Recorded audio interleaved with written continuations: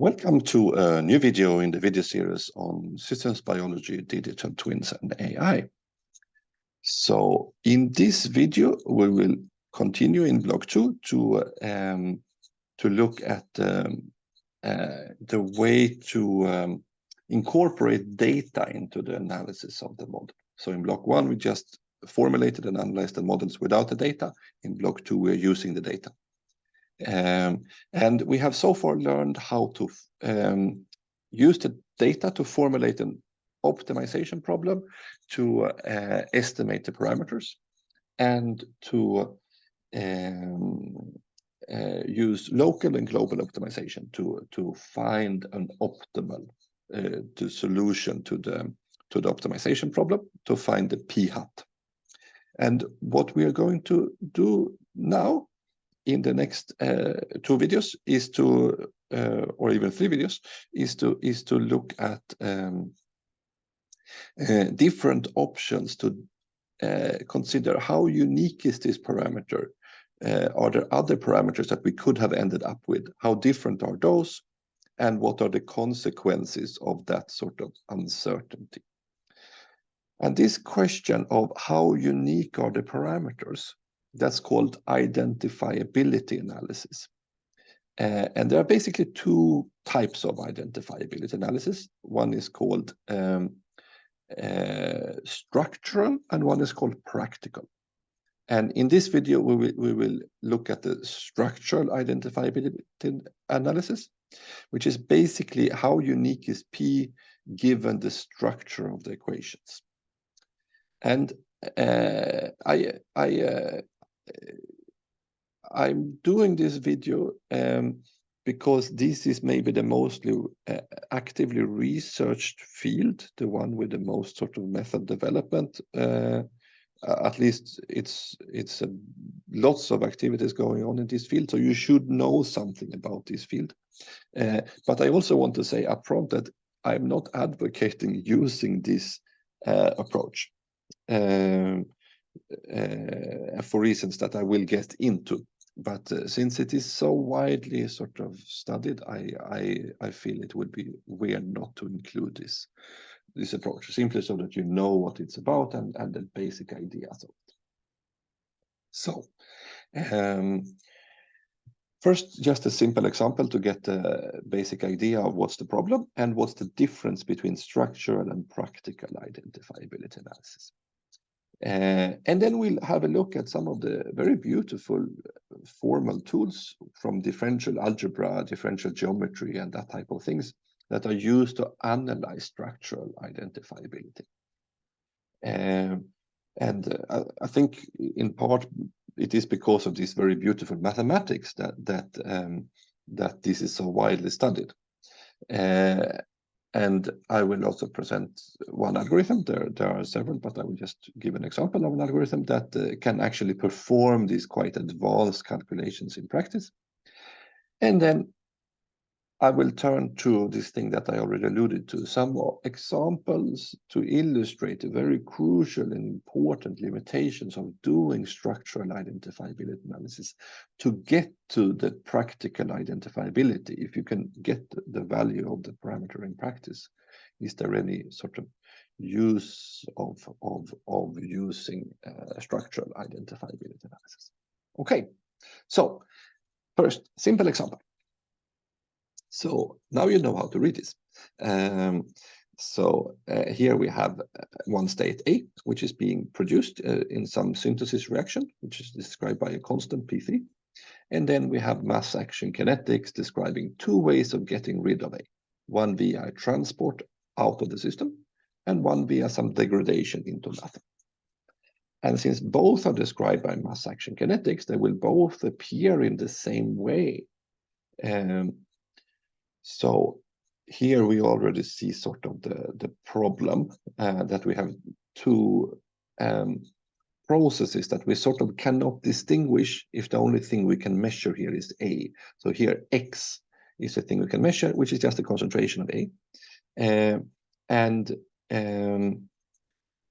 We see here the data, and we see that the data is quite noisy. It sort of is uncertain around this sort of average behavior here, which is the simulation with the model for either the true parameters or the one where we have set P3 to 0,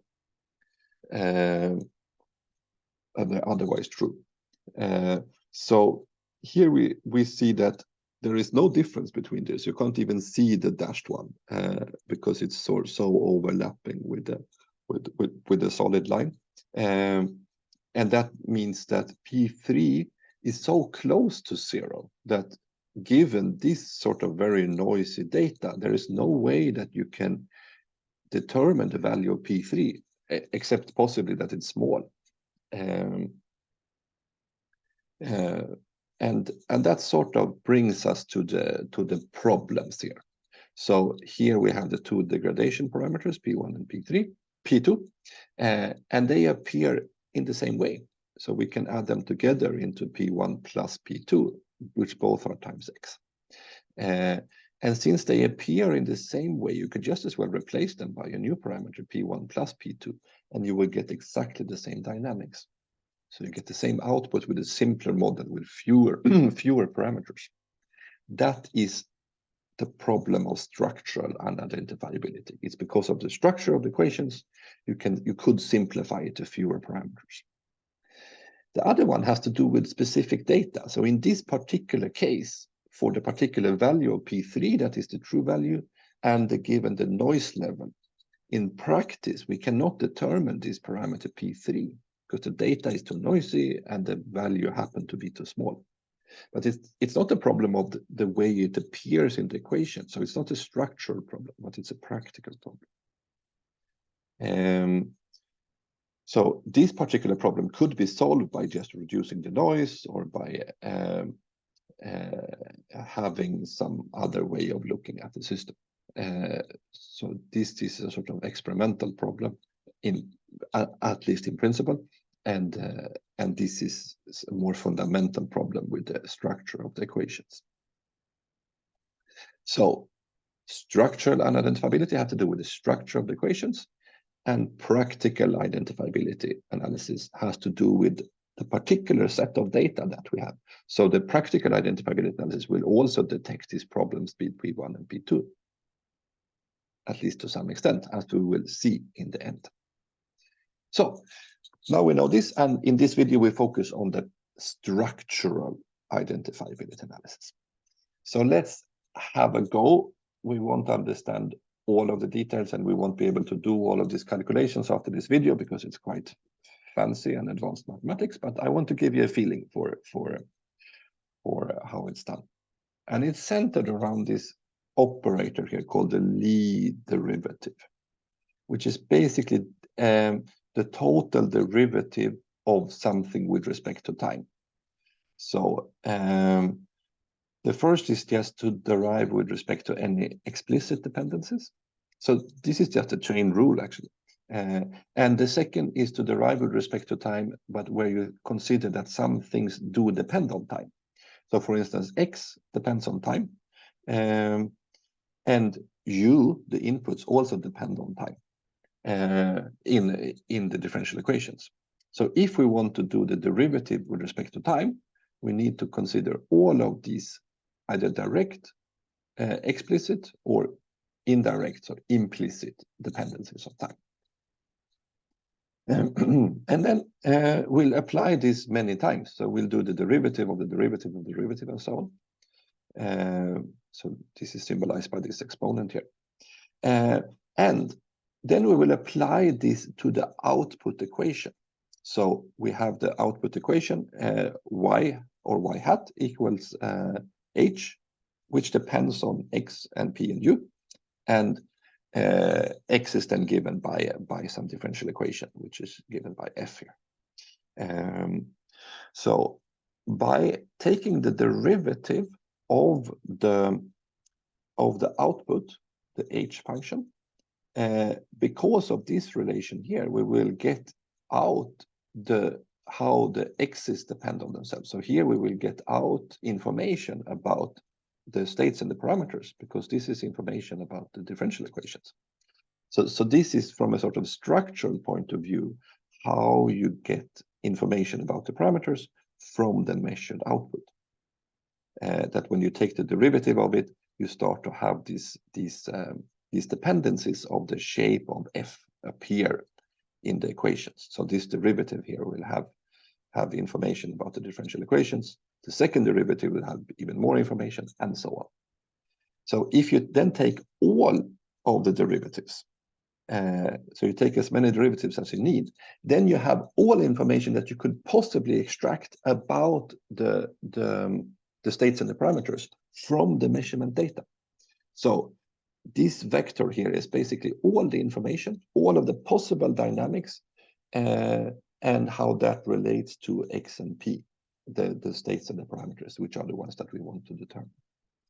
So let's take this sort of total space of possible behaviors and possible dependencies, and let's derive this with respect to x and p, so the states and the parameters. And then we will see how the states and the parameters impact the total space of behaviors. So here we have a matrix that summarizes all of that information. So here along each column, we have basically the same vector again, but now derived with respect to different things. So, and here, this looks like a normal matrix, but in reality, this is each element here in the matrix is a complex algebraic expression. And each column here corresponds to the derivative with respect to something. So this is the derivative of this sort of space of all behaviors with respect to the first state, with respect to the last states and all the states in between, and in the same way with respect to all of the parameters. And now, if we have this situation that we had in the example, where two parameters, P1 and P2, they impact everything in exactly the same way, then we will have that two of these columns, the P1 and the P2, they will be identical. And that means that, even as you remember from basic linear algebra, that these two columns will be dependent on each other. In that particular case, they will not only be dependent on each other, they will be identical. But even if they are dependent on each other, so one is 2 times the other, or some way you can get from one to the other, then that means that the information, the sort of ability to impact what's happening of one parameter can be compensated by the other parameters or the other states. So it's not unique. And if it doesn't have a unique impact on the equations, that means that you cannot uniquely determine it. And how do you know that? Or how can we analyze that? Do we have these dependencies? Well, the way to do that in linear algebra is to simply look at the rank. So the rank here will tell you how many are all of these columns independent. And even though these are complex algebraic expressions, that carries along.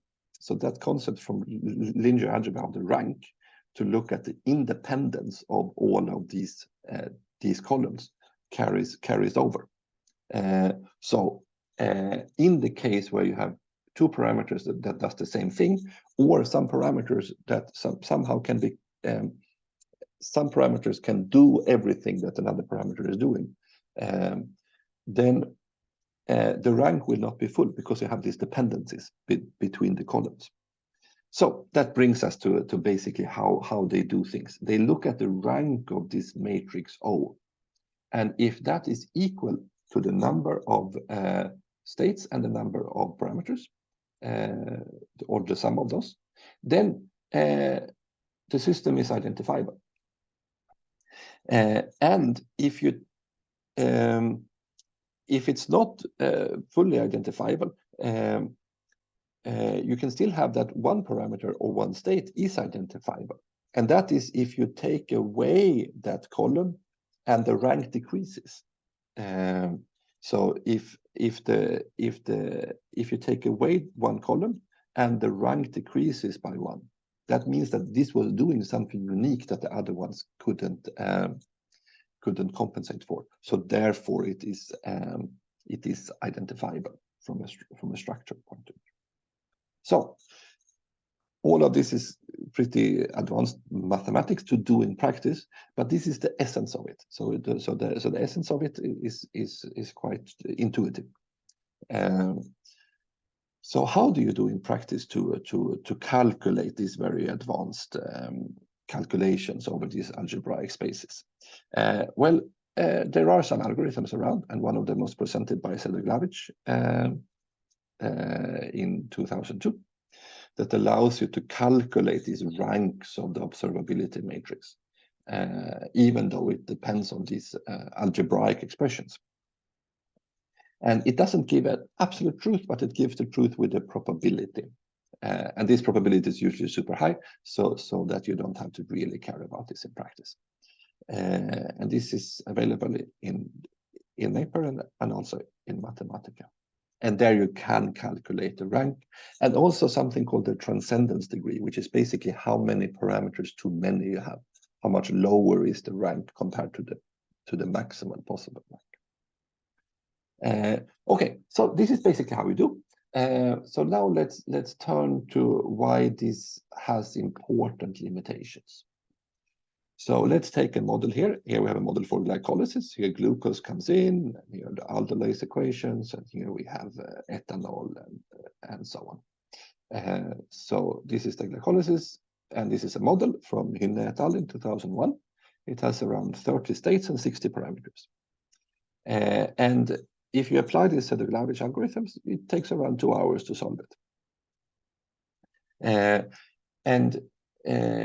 In this particular example, what you can measure is the NADH level times some unknown constants. So you can measure these via some fluorescent technique. And the analysis here will say that the transcendence degree, how many parameters too many we have, is just equal to 4. So we could, in principle, determine all states and all parameters except for 4. So if we just have values for 4, and those are the right 4 ones, we could determine all of the other values. That's what the structural identifiability analysis is telling us. All parameters except 4 could in principle be estimated from the data. However, this is extremely far from the truth. In practice, it's probably the other way around, that it's not all but 4, but there are maybe 4 parameters that you can determine from this data. So it's not like 56 parameters out of 60, but it's 4 out of 60 that you can determine. So we are very far away from the actual sort of number of parameters that you can identify. And the problem is basically that in this analysis, you assume that you can take this infinite number of derivatives of the measurement signal. And as you saw, and as you know in biology, the measurement signal is very, very noisy. So you can maybe get the first derivative or the second derivative, but that's it. So you certainly cannot get the 20th derivative as we have here. And here we have an analysis. What happens with the number of identifiable states and parameters as you reduce from, for instance, 20 down to a more realistic number? So we see here that it goes from you being able to identify 20 states and parameters, and then when we move to the 15th derivative being available, we go down to some 6, and then when we go down all the way to some more realistic number here, like 2 or 3 or something like this, then it's just like 2 or 3 parameters that we can identify. So this shows that the original way to interpret this is sort of missing important problems. So structural identifiability analysis, as it's typically done, misses the biggest part of the actual problem. And then you might say that, well, okay, but at least the problems that it detects are problems that we need to deal with. But then let's return to this simple example again, where we have P1 and P2, and structural identifiability analysis will tell us that we cannot determine any value for those because they appear in the same way. Well, if you just do what we will learn in the next video, which is a practical identifiability analysis, it will show us that the value of P2, we can actually get here an upper maximum value for that. We can say that this has to be lower than 5.5. And that has to do with the fact that we can know the sum of P1 and P2. That is identifiable. And then we know that both of those are positive. So if the sum of them can be determined to 5.5, then we know that each individual of one of them cannot be bigger. And then if we would have some additional a priori information about the values within some range of one of them, you could constrain this even more.